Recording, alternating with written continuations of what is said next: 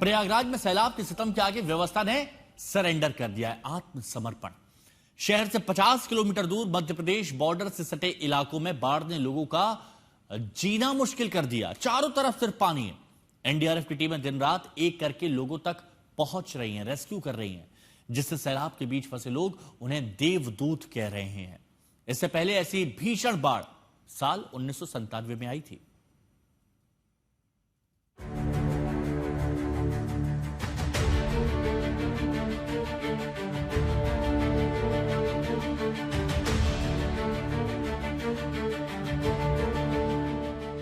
प्रयागराज से करीब 50 किलोमीटर दूर मध्य प्रदेश बॉर्डर के पास पानी का प्रकोप कम होने का नाम ही नहीं ले रहा।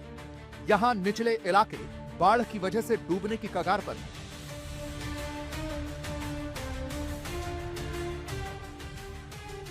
लेकिन सैलाब के सितम के बीच एनडीआरएफ की टीमें बाढ़ पीड़ितों के लिए देवदूत बनकर आई, तो यूपी सरकार भी लगातार राशन और राहत सामग्री पहुंचा रही है, जिससे बाढ़ में फंसे लोगों को जरूरत का सामान मिलता रहे। यूपी में बाढ़ का सितम है और इस बीच में एनडीआरएफ हो, एसडीआरएफ हो या फिर जल पुलिस हो, वो एक तरीके से देवदूत बने हुए हैं उन लोगों के लिए जो इस बाढ़ में फंसे हुए हैं। आप अगर तस्वीरों में देखें मेरे पीछे, तो ये पूरा गांव है जो इस वक्त बाढ़ के पानी में समा गया है। अगली तस्वीर आपको हम दिखाएंगे। जो रेस्क्यू टीम्स हैं वो लगातार यहाँ मूवमेंट कर रही हैं। सामने की तरफ आप देखेंगे तो प्रशासनिक अधिकारी, सामने पहले दिखाइए तस्वीर, जो छत पे लोग खड़े हैं वो इंतजार में हैं कि कब हमें मदद पहुंचेगी। कुछ ऐसे लोग हैं जो वापस जाना चाहते हैं, कुछ ऐसे लोग हैं जो राहत सामग्री का इंतजार कर रहे हैं। और जैसे ही प्रशासन की जो बोट है वो पहुंचती है राशन बांटने के लिए, ये देखिए किस तरीके से सीढ़ियों से निकलकर ये लोग नीचे की तरफ आ रहे हैं, जिससे इनकी मदद हो पाए, इनको मदद मिल पाए। और इसी को लेकर कहीं ना कहीं जो एसडीआरएफ है, एनडीआरएफ है, जल पुलिस है, तमाम लोग देवदूत बने हुए हैं इस बाढ़ जैसे हालात में। प्रयागराज में ये जो पीछे का आप क्षेत्र देख रहे हैं, ये पूरा गांव है, ये कोई नदी नहीं है जहां इस वक्त हम रिपोर्ट कर रहे हैं। यहां पर अगर आप देखें तो ये पूरा गांव का क्षेत्र है। कैमरामैन संदीप दिखाएंगे आपको। और काफी घर जो है वो मेकशिफ्ट जो खासकर घर है वो तो इस बाढ़ के पानी में डूब ही चुके हैं। आज तक की टीम ने बाढ़ प्रभावित इलाकों में फंसे लोगों का दर्द देखा। देखिए कैसे सैलाब ने इस गांव के कितने घरों को अपनी जद में ले रखा है। पेड़ों और बिजली के खंभों का सिर्फ ऊपरी हिस्सा दिखाई दे रहा है। जहां नाव चल रही है वहां कभी जमीन थी, अब यहां मानो नदी उफना रही है। प्रयागराज के 12 की एसडीएम शिखा शंकवार भी ग्राउंड जीरो पर मौजूद दिखी। उन्होंने बाढ़ प्रभावित इलाकों में लोगों को बिस्किट और कुछ खाने पीने का सामान बांटा। शिखा जी, आप लोग लगातार यहाँ पर ऑपरेशन चला रहे हैं, क्या कुछ समझ में आ रहा है? इतने साल बाद यहाँ बाढ़ आई है, क्या रीजन है, क्या लगता है? जैसा कि ग्रामीण वासियों के द्वारा ही बताया गया था कि 1997 में पिछली बार यहाँ पर इस तरह का जलभराव हुआ था। जो अभी जानकारी के अनुसार ये प्राप्त हो रहा है कि वर्षा का पानी प्लस टोन रिवर में बांध के पानी से छोड़े जाने की वजह से उसका लेवल सडन इंक्रीज हुआ, जिसकी वजह से ये बहुत ही कम समय में यहाँ पर जो वाटर लेवल है वो इंक्रीज किया है, जिसकी वजह से 2-3 जो गांव है सबमर्ज्ड हो गए हैं, जिसमें जो आबादी प्रभावित क्षेत्र थे उन सभी को खाली करा करके हमने अपने। कितनी आबादी प्रभावित होगी इन 2-3 गाँवों में आपके हिसाब से? हमने कल रात में करीब 100+ लोगों को रेस्क्यू किया है और कुछ लोग यहाँ पर हैं जिनको जो अभी पानी अंदर तक नहीं पहुंचा है, सुरक्षित हैं, जो नहीं जाना चाहते हैं वो यहाँ रहने तो उनको आप लोग ये बिस्किट्स और राशन वगैरह वितरण करा रहे हैं। टाइमली जो व्यवस्था है सब उनको यहाँ पर उपलब्ध कराई जाएंगी। कितने बोट्स लगे हैं एनडीआरएफ, एसडीआरएफ और जल पुलिस के इस एरिया में पूरे, मतलब नॉट जस्ट ये गाँव की बात नहीं, पूरे आपके क्षेत्र की बात? पूरे क्षेत्र हमारे 6 2 नाव लगे हैं, 2 मोटर बोट लगे हैं और 2 एनडीआरएफ के। ऐसी बाढ़ इन गांव वालों ने कई बरसों के बाद देखी है। लोग खुद बता रहे हैं कि इस क्षेत्र में भीषण बाढ़ 1997 के बाद आई है। उन्हें उम्मीद नहीं थी कि पानी इतना ऊपर आएगा। और ये देखिए तमाम लोग हैं। बेटा मुसीबत है, क्या लग रहा है बाढ़ और कब का पानी कम डाउन होगा? क्या लग रहा है आपको अभी पानी का सर अब बहुत साल बाद तयाबा तो सोचना चढ़ी पानी तो कहूँ गए नहीं तो आएगा भीतर घुसा है पानी। अब के देख ले आपके गांव में बाढ़ कब आई थी? 97 में बुगड़ा रहा है, ऐसे अधिक 97 में आई थी। हाँ। तो आपको लगा कि भाई बाढ़ यहाँ नहीं आएगी तो आप लोग यहाँ से नहीं निकले? अब जैसे घर बना रहा तो मैंने सोचना आई तो रात में पहुँच गया। किस तरह की दिक्कतें हो रही है? यहाँ दिक्कत ज्यादा वही नहीं सर कि जाने आने कोई रास्ता ही नहीं है। हम लोग रास्ते में फंसे हैं, बीच रास्ते में हैं। धारा देखिए घर में पानी चढ़ा हुआ है। ये दिक्कत हमका लोग का ज्यादा दिक्कत है नहीं। बिजली तो आ ही नहीं रही होगी। नहीं सर, बिजली नहीं आ रही है। उस विजुअल को दिखाएं जरा, छोटा सा बच्चा सामने दिखाइए सीढ़ी से कैसे नीचे उतर रहा है।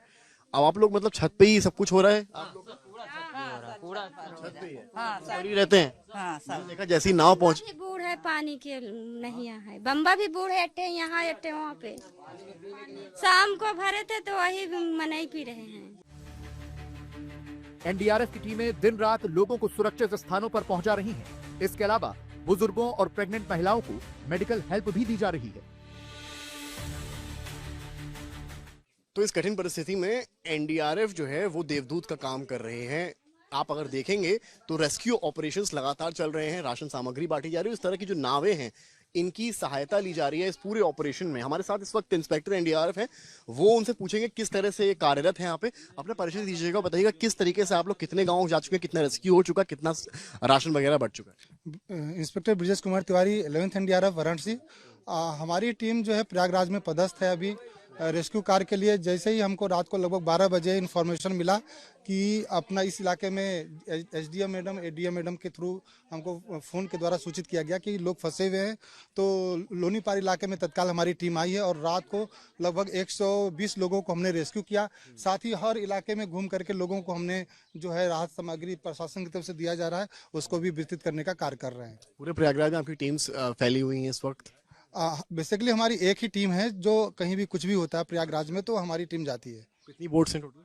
हमारे पास लगभग 5 बोटें हैं और जिसमें से हम 2 बोट डिप्लॉयमेंट किए हुए हैं और हमारी अगल बगल भी टीमें, बनारस हमारी रिजर्व टीमें हैं। एक समय था जब भीषण गर्मी में लोग बारिश की दुआ मांग रहे हैं। आज वही लोग कह रहे हैं कि इंद्रदेव अब बस करो। प्रयागराज की बाढ़ इस वक्त सबसे ज्यादा किसी चीज को सता रही है तो वो है गांव जो प्रयागराज के बॉर्डर पर बने हुए हैं। और इस वक्त हम ग्राउंड जीरो पर उसी स्थान पर मौजूद हैं। आप सामने देखें कि घर के घर जो हैं ये निचले स्तर पर जितने घर बने हैं वो डूब चुके हैं।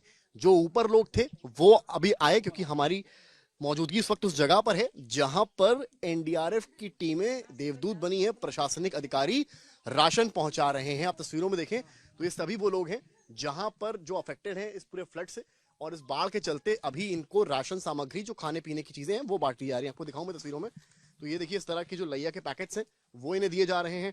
बच्चों के हाथ में इस तरह के जो छोटे छोटे बिस्किट्स हैं ये दिए जा रहे हैं। नतीजा क्या है, क्योंकि बाढ़ कब तक ये पानी यहाँ रहेगा नहीं मालूम है, इस वजह से ये चीजें यहाँ पर की जा रही हैं। जब चारों तरफ पानी ही पानी हो तो इंसान जाएगा भी तो कहां। घरों के सामने पानी कई फीट तक भर चुका है, तो छत ही वो सुरक्षित ठिकाना लग रही है जहां कम से कम जान तो बची रहेगी। आप समझ लीजिए हम उस प्रयागराज में हैं जहां पर ये छोटे छोटे बच्चे इस वक्त जो है उस जगह पर हैं जहां ये एपिसेंटर है बाढ़ का। हम कहीं शहरी इलाके या घाट से रिपोर्ट नहीं कर रहे हैं, एकदम एपिसेंटर गांव जहां फंसे हैं वहां इस तरह के मासूम बच्चे और उनकी माएं भी इंतजार में हैं मदद की। मदद पहुंच भी रही है, वो उम्मीद ये कर रहे हैं पानी घटे, बाढ़ की समस्या भी घटे। सैलाब में फंसे इन लोगों को एनडीआरएफ की नावें डूबते को तिनके का सहारा लग रही हैं। हम इस वक्त प्रयागराज के ग्रामीण क्षेत्र में हैं और जहां पर नदियां उफान पर हैं। नतीजा क्या है कि घर के घर यहां डूब गए हैं। पेड़ों की तरफ एक बार दिखाइए, ये पेड़ हैं पूरा, इनमें नीचे तक पानी आ गया है। यानी कि पूरा जो पेड़ आपको देखेंगे अगर, तो पेड़ का जो ऊपरी हिस्सा है वहां तक पानी आपको यहाँ दिखाई पड़ेगा। तो इस तरह के हालात फिलहाल यहाँ बने हुए हैं और लगातार ग्राउंड जीरो से आपको हम एक तस्वीरें दिखा रहे हैं कि किस तरीके से बाढ़ का पानी घरों तक पहुंच गया है। जो ग्रामीण है या तो उनके दरवाजे तक पानी आ गया है या उस क्षेत्र तक पानी आ गया है जहां वो असल में फंसे हुए हैं। कई लोग अपने अपने घरों को छोड़कर यहां से निकल चुके हैं, मवेशियों को छोड़ रखा है, घरों से निकल चुके हैं। लेकिन ऐसे में लगातार जो है ग्राउंड पर काम हो रहा है।